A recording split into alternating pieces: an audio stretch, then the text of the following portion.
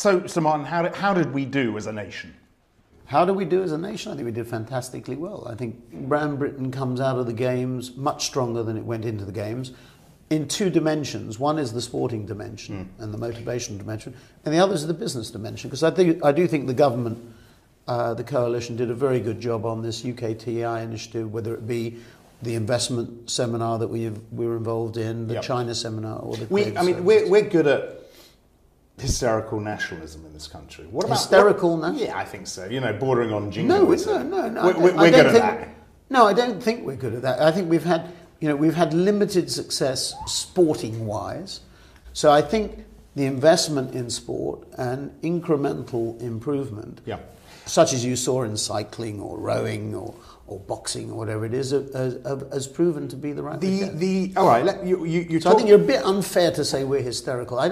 I think we like success like anybody else. But this was great escapism for us as well, wasn't it? Well, wait a minute. That's another thing. My dad used to say, after the Lord Mayor's procession comes the dust cart. And clearly on Monday morning, there will be there's going to be a lot of long faces around. Post-Olympic depression.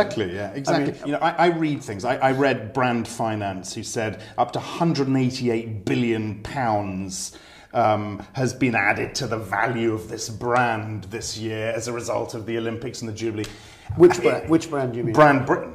We know from what we've read on Twitter, what we've seen on Facebook, what we've heard from interactions with people, that the image created in the UK and outside the UK was very good. Now, I mean, there might be some differences of view, but most people, I think, found that opening ceremony extremely powerful, creative, quirky, intellectual. Absolutely. My question is, does that translate into more business for the country? Do companies, as a result, move in and say, we want to do business in that country, which might be heading into a triple-dip recession? Wait a minute. If you look at the Business Olympics, what were the two objectives? One is encouraging FDI, foreign direct investment, in the UK.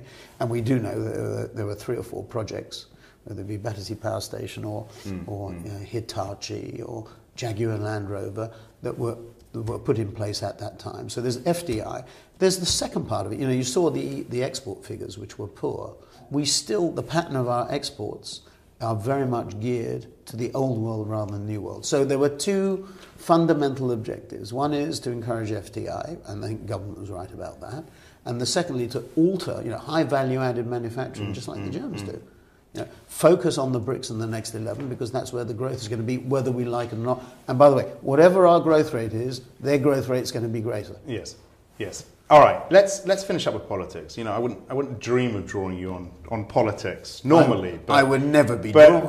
I'm about to be drawn. What about Brand Boris? It can't have done him any bad, this. Well, I think I'm coming on to Cameron in a minute. I think Brand, Cameron and Clegg probably did very well. I don't think... Really? I think... I thought everyone was talking about what a bad omen Cameron was when he turned up at Games and how great Boris has done. The simple fact of the matter is that 25 gold medals ain't bad. Best haul since 1908, adds to our gold reserves. And Cameron and Clegg must. I do remember when Andy Murray lost at Wimbledon.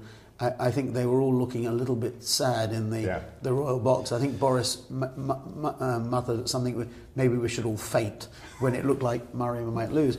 Anyway, but no, I think it's done Cameron and Clegg and the coalition good. It's made people feel better.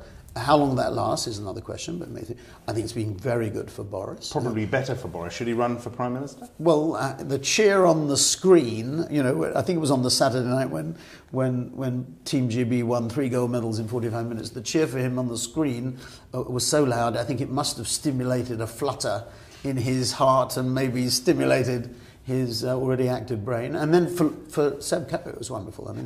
Seb, when he presented the medals...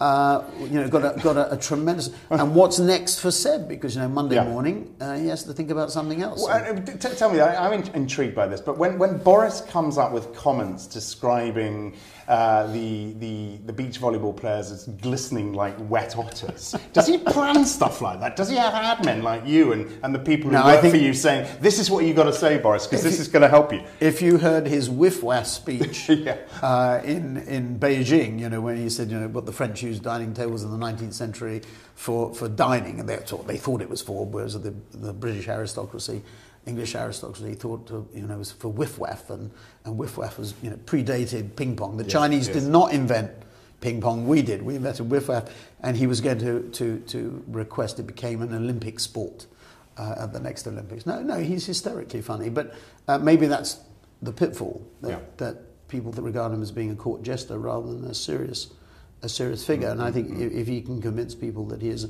a much more serious figure, which I have no doubt he will be able to do, he is a serious political contender. Okay, Salman, thanks very much indeed for talking to us.